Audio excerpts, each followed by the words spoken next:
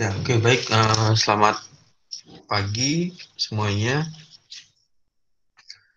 Jadi ini adalah pertemuan terakhir ya, pertemuan kita yang terakhir, pertemuan ke-15 untuk mata kuliah aplikasi CFD. Jadi pertemuan minggu terakhir karena di minggu depan atau minggu berikutnya itu sudah masuk ke UAS, ujian akhir semester. Untuk jadwal UAS aplikasi CFD nanti bisa membaca bisa melihat di surat edaran atau di yang kemarin diedarkan melalui WhatsApp yang diketik di Microsoft Excel itu hari apa untuk mata kuliah aplikasi CFD. Nah, jadi di minggu pertemuan ke-15 ini kita masih membahas mengenai aliran external flow atau aliran luar ya. Kalau yang minggu kemarin masih juga menceritakan external flow atau aliran luar. Minggu ini kita juga ceritakan untuk external flow yang 3D. Kalau yang kemarin external flow 2 dimensi. Kalau ini adalah aliran luar secara 3 dimensi. Secara mendasarnya atau umumnya antara aliran 2 dimensi dengan 3 dimensi itu untuk aliran eksternal hampir sama. Yang membedakan hanyalah adanya sumbu X, Y ditambah dengan Z. Jadi ada 3 aksis, ada X, Y, dan Z. Kalau 2 dimensi hanya 2 aksis, X dan Y, atau Y dan Z, atau Z dan X. Lalu apa kegunaannya aliran external flow atau aliran luar? Itu perlu dilakukan dianalisa. Yang pertama adalah untuk mendesain atau merancang alat-alat tertentu atau merancang benda-benda khusus yang diperlukan untuk bisa melakukan manuver. Manuver itu artinya melakukan gerakan yang cepat atau gerakan yang lambat di dalam fluida gas maupun fluida cair. Sebagai contoh ya banyak sekali contohnya ya seperti mendesain mobil dengan kecepatan yang tinggi, Formula 1 contohnya F1 atau mobil balap, atau juga digunakan untuk merancang sepeda balap atau motor balap dan lain sebagainya yang ditujukan untuk alat tersebut berfungsi bisa melaju atau berjalan dengan kecepatan yang cukup tinggi atau cukup tepat jika dibandingkan dengan yang biasanya. Kemudian selain itu bisa diterapkan lagi untuk keperluan yang lain seperti misalkan untuk mendesain eh,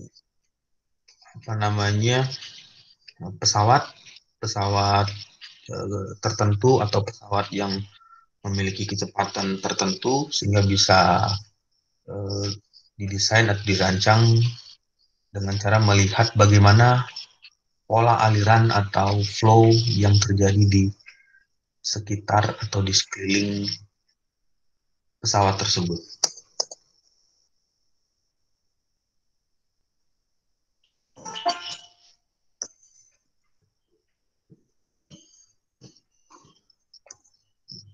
Nah, ini adalah contoh dari eh,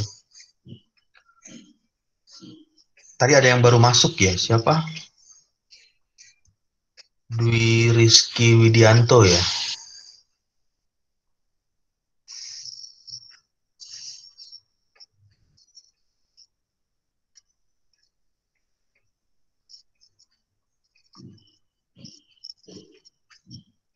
Kenapa, Pak?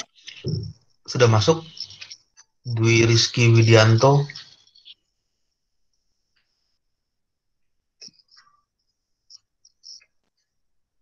Sudah, Pak.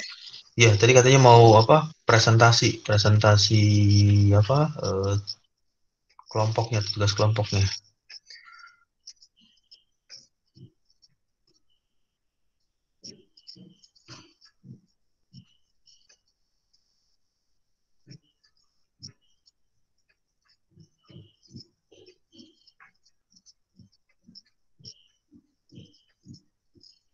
Jadi bisa menampilkan slide-nya dulu untuk presentasinya. Nanti kalau setelah presentasi itu saya akan lanjutkan lagi untuk materi external flow, aliran luar secara 3D atau 3 dimensi. Nah, ini kenapa keluar lagi ya? Oke, mungkin jaringannya kurang baik atau kurang bagus. Nah, jadi ini adalah aliran 3 dimensi atau 3D.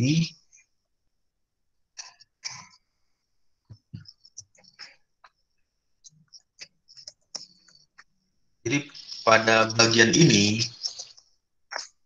bisa dilihat atau bisa ditampilkan gambarnya. Bisa terbaca nggak tulisannya di bagian ini? Di layarnya bisa terbaca nggak gambar di layarnya tulisannya? Lumayan sih, Pak. Ya, kalau lumayan apa bacaannya? RE kurang dari 5, regime of unseparate flow. Ya, jadi ini adalah gambaran sederhananya aliran luar ya, external flow. External flow itu adalah aliran yang mengalir di luar atau di sekeliling, katakanlah misalnya kalau ini adalah lingkaran atau bola, jadi di sekeliling lingkaran atau di sekeliling bola tersebut.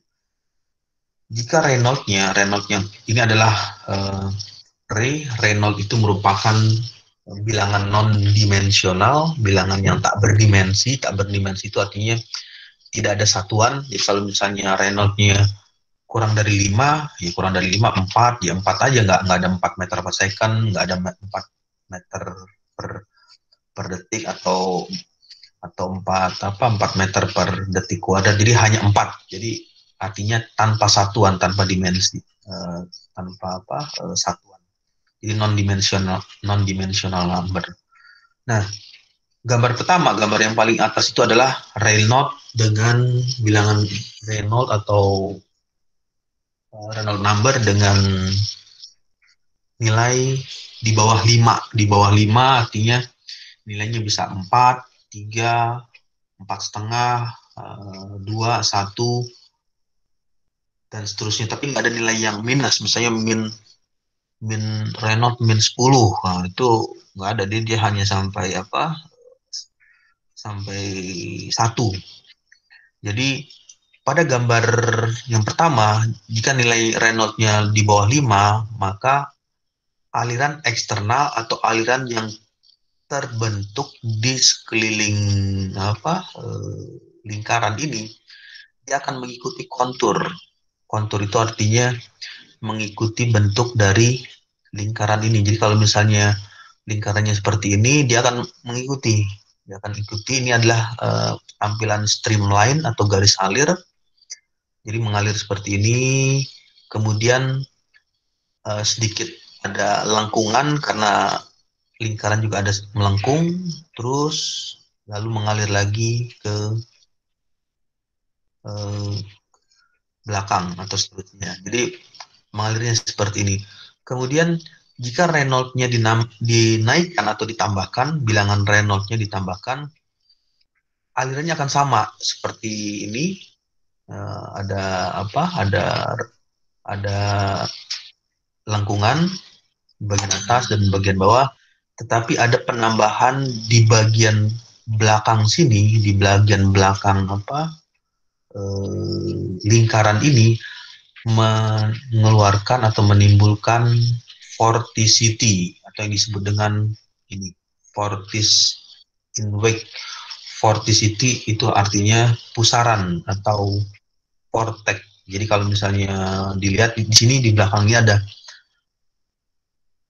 ada aliran yang berputar-putar atau aliran yang melingkar. Nah, itu diperkirakan range-nya antara 5 sampai 15 untuk bilangan nozzle untuk bilangan Reynolds number.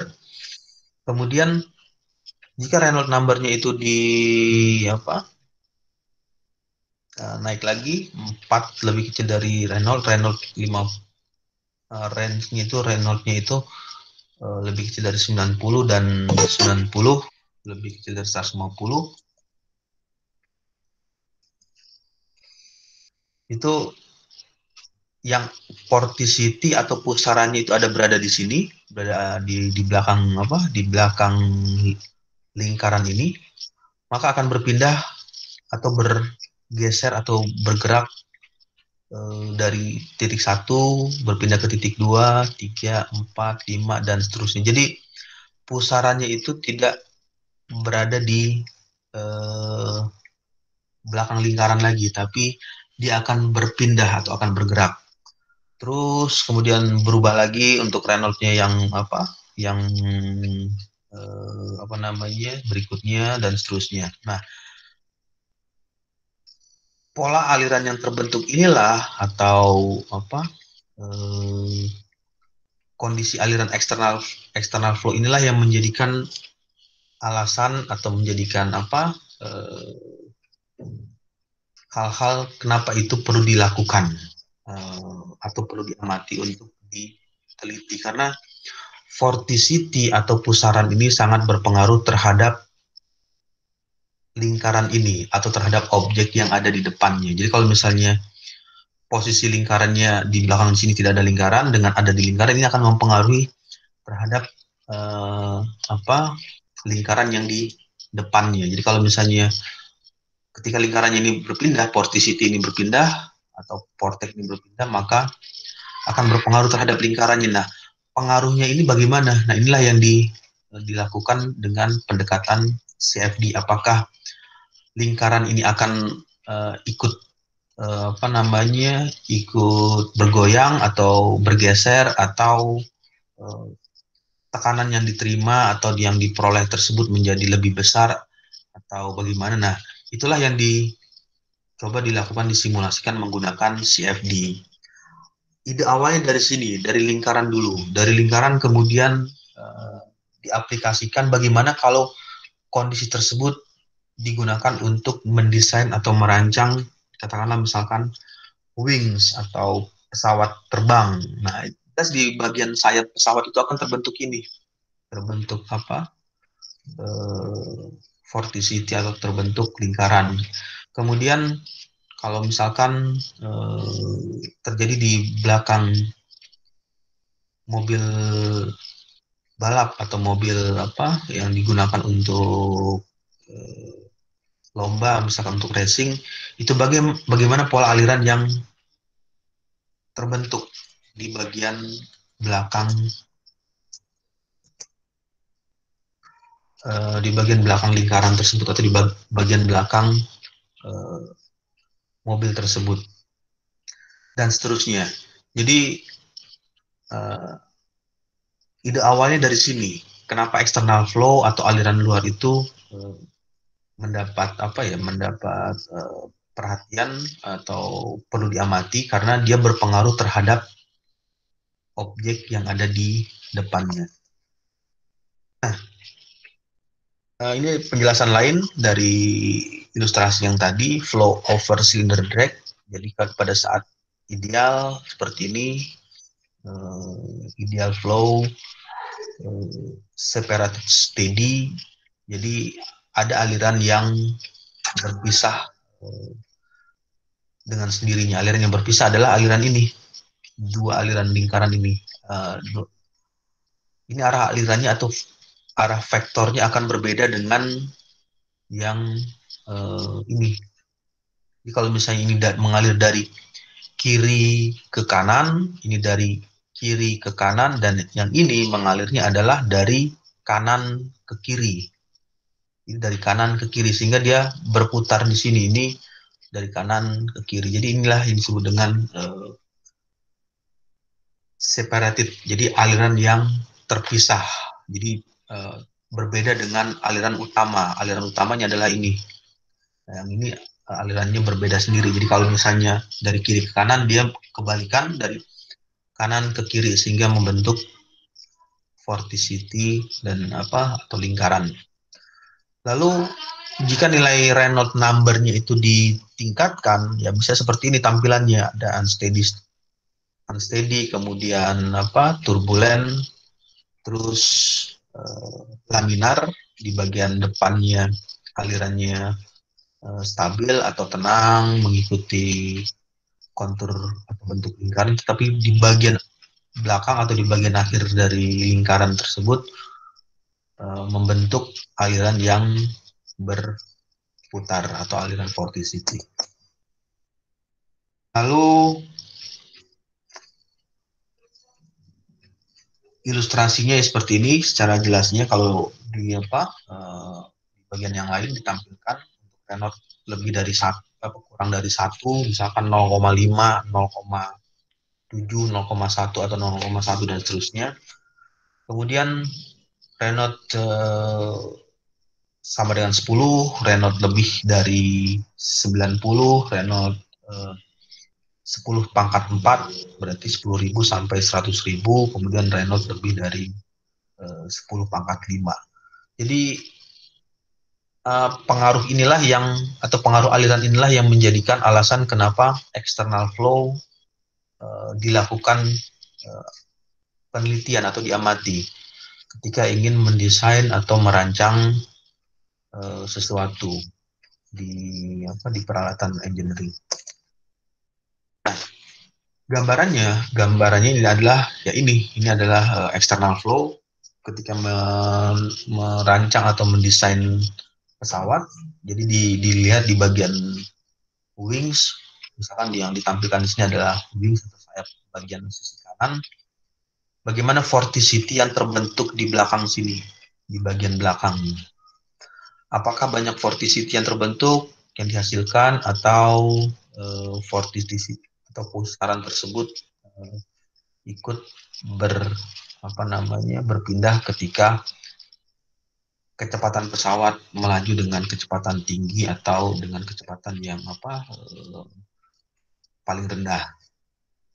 Hal ini sangat berpengaruh atau sangat berguna terhadap kondisi tertentu pada saat melakukan penerbangan. Jadi kalau misalnya di bagian depan atau di bagian objek dari pesawat tersebut katakan ada penghambat berupa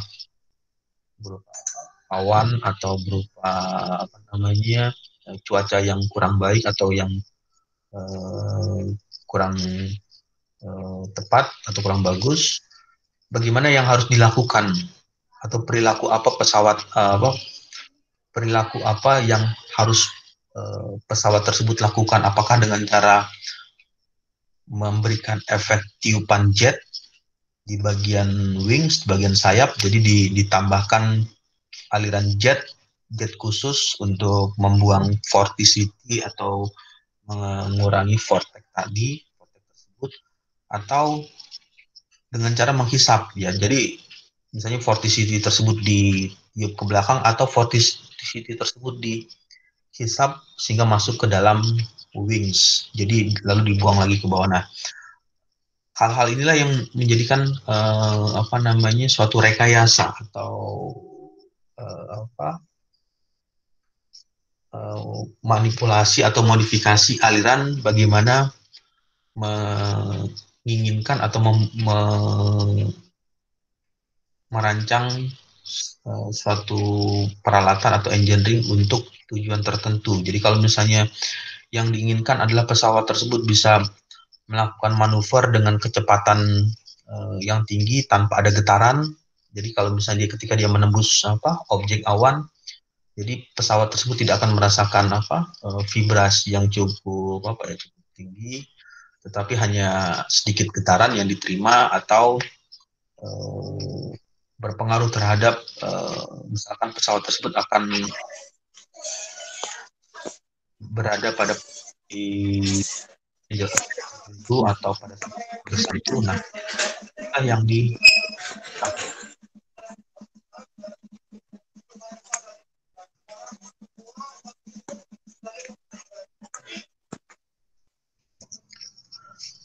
kemudian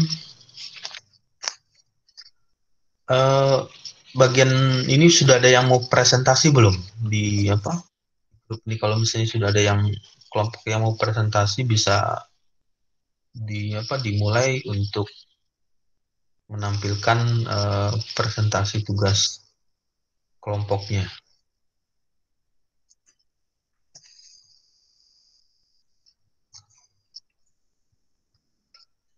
Ada yang sudah masuk lagi, yang sudah bisa menampilkan slide PPT-nya atau PowerPoint? Ini Pak, kelompok saya kan kelompok terakhir. Nah, Yes. kemarin kita udah sempat bikin PPT-nya. Cuman laptop teman saya yang ada PPT-nya datanya korup, Pak. Jadi mungkin saya boleh minta hari tambahan nggak, Pak, untuk saya presentasi sama teman saya? Hari tambahan. Tapi sekarang Iya. udah hari terakhir, tanggal 15.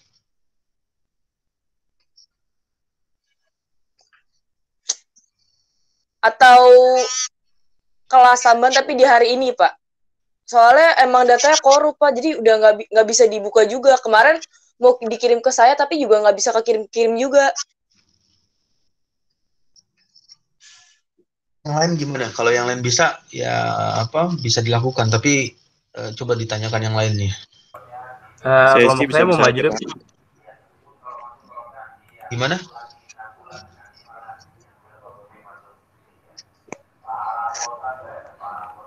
Kelompok saya dulu deh Pak, maju Pak. Boleh nggak ya Pak? Ya udah, yang kelompok yang bisa dulu ya. Oke Pak. Cek.